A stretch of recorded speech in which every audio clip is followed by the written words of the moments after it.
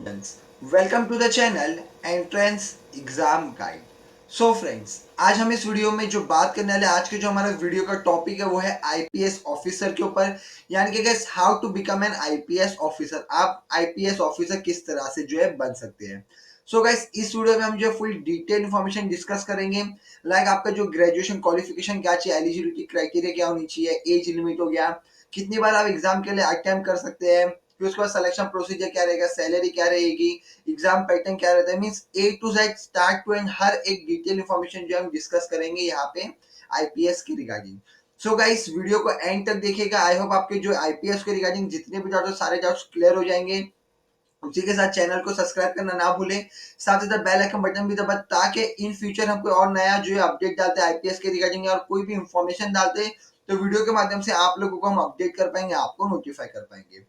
तो चलिए गाइस, अब हम स्टार्ट करते हैं आईपीएस ऑफिसर के बारे में और डिटेल में जानना। सो गाइस, सबसे पहले यहाँ पे हम जो है आईपीएस का फुल फॉर्म देखेंगे। So guys, IPS stands for Indian police service. IPS का फुल फॉर्म है। अब गाइस, काफी सारे स्टूडेंट्स ये बोलते हैं कि मैं आईपीएस की प्रिपरेशन कर रहा हूँ या फिर मैं आईएफएस की या फिर आईएएस की प्रिपरेशन कर रहा हूँ। सो गाइस, ये वर्ड जो है वो गलत होता है। एक्चुअली आप लोगों को ये कहना चाहिए कि मैं जो है सिविल एग्जाम के लिए प्रिपेयर कर रहा हूँ, सिविल एग्जाम की प्रिपरेशन कर रहा हूँ।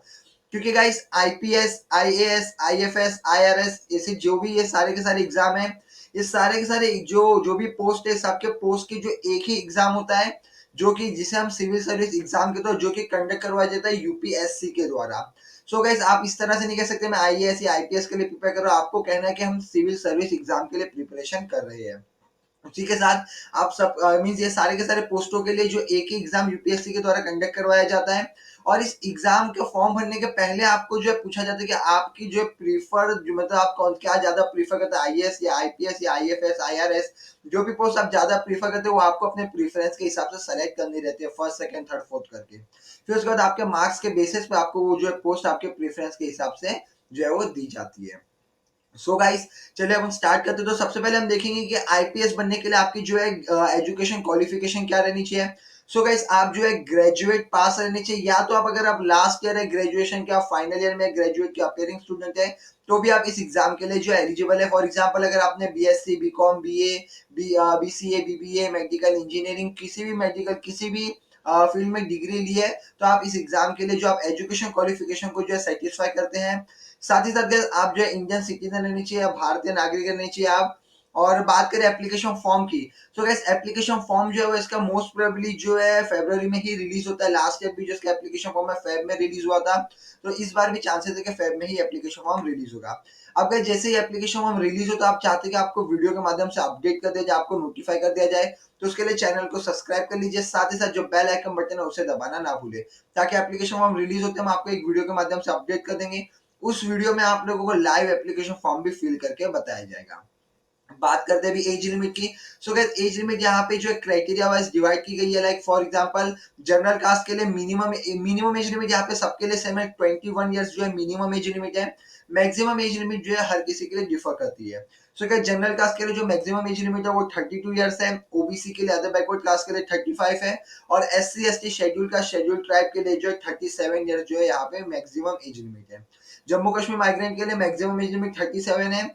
फिजिकली चैलेंज स्टूडेंट जो है, फिजिकली चैलेंज जो भी है उनके लिए जो यहाँ पे 10 इयर्स का एज रिलैक्सेशन है, यानी कि उनकी मैक्सिमम एज लिमिट जो है 42 इयर्स कर दी गई है। अब बात करेंगे डिसेबल पर्सन के लिए, यानी कि जिससे हियरिंग या आई साइट की प्रॉब्लम है। सो गाइस, उन लोगों के लिए जो मिनिमम तो 21 ही रहेगा, लेकिन जो मैक्सिमम एज लिमिट है वो यहाँ पे जनरल कास्ट के लिए 37 है। फिर ओबीसी के लिए गाइस 38 है, और एससी एसटी कास्ट के लिए यहाँ पे 40 इयर्स जो है मिनिमम एज लिमिट है। अब यहाँ पे नेक्स्ट यहाँ पे आप लोगों का guys education qualification, application form और एज लिमिट, ये तीन कॉन्सेप्ट पूरे क्लियर हो गए। अगर कुछ डाउट है तो गाइस डिस्क्रिप्शन में टेलीग्राम चैनल की लिंक है, वहां पे आप पूछ सकते हैं, मैं जरूर आपकी मदद करने की पूरी पूरी कोशिश करूंगा। अब नेक्स्ट जो हम आ जाते हैं गाइस अटेम्प्ट पे, आईपीएस के एग्जाम अटेंड कर सकता है। तो गाइस, ये चीज भी जो है कैटेगरी के हिसाब से डिफर करती है। फॉर एग्जांपल, अगर आप जनरल कास्ट से बिलोंग करते हैं, जनरल कास्ट के कैंडिडेट हो, तो गाइस 6 बार आप जो एग्जाम अटेम्प्ट कर सकते हैं।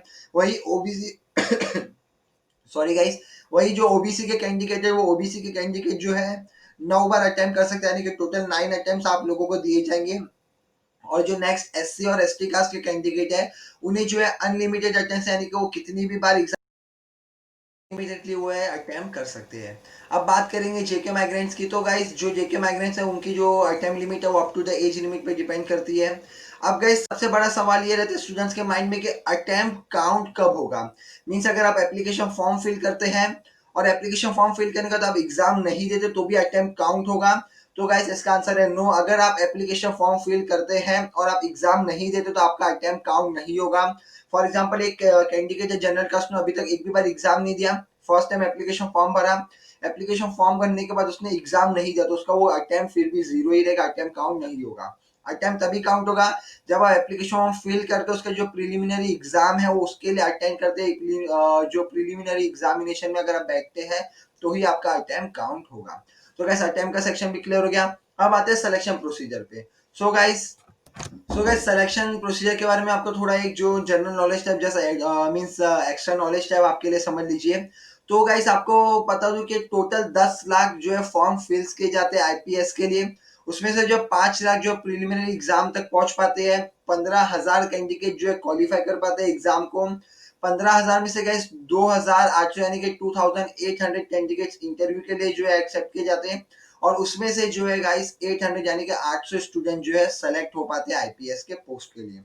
सो गाइस ये जो नंबर्स मैंने बताए जस्ट फॉर आप लोगों के एक्स्ट्रा नॉलेज के लिए, तो आपको इस पे ध्यान नहीं देना। आपको गाइस सिर्फ एक ही सीट चाहिए जिससे आप अपना जो फ्यूचर है, आपका ड्रीम जॉब है वो आप जो है एक्सेप्ट कर सकते हैं, एक्वायर कर सकते हैं।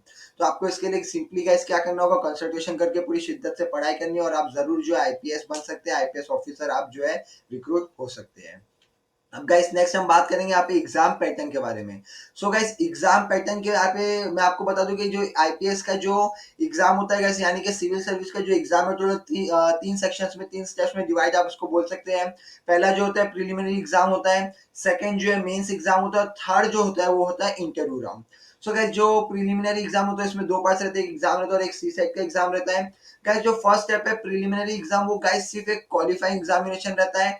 इस एग्जाम को जो है आप मार्क्स नहीं काउंट किए जाते, मेरिट जो इसके बेसिस पे नहीं होता। ये जस्ट जो है क्वालिफाइंग राउंड होता है आपका मेंस एग्जाम देने के लिए।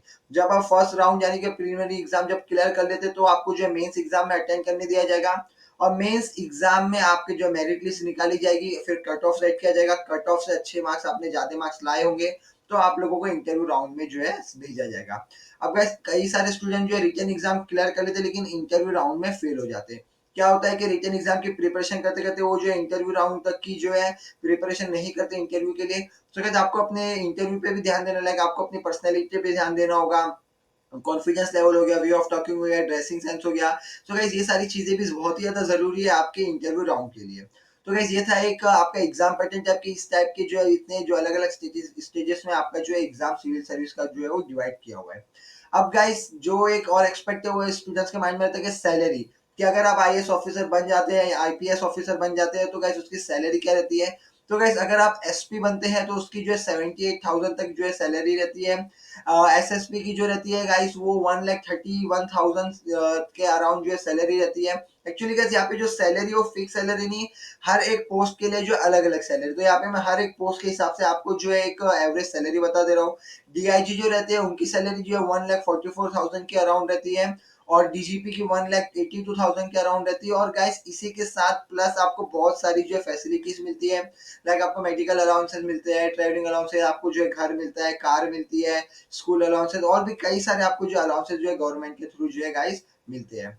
सो गाइस ये सारे के सारे जो भी चीजें मैंने बताया वो आईपीएस के रिगार्डिंग आपको मैंने पूरी डिटेल्स बता दिया, like qualification, age limit, criteria, attempt, selection procedure, salary, हर एक चीज आपको बता दी है।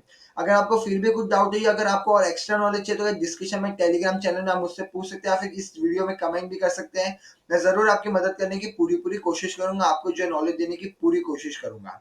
उसी के साथ अगर ये वीडियो अच्छा लगा हो, वीडियो नॉलेजेबल रहा हो तो प्लीज लाइक कीजिए, शेयर कीजिए, सब्सक्राइब कीजिए और हाँ बेल आइकन बटन दबाना ना भूले।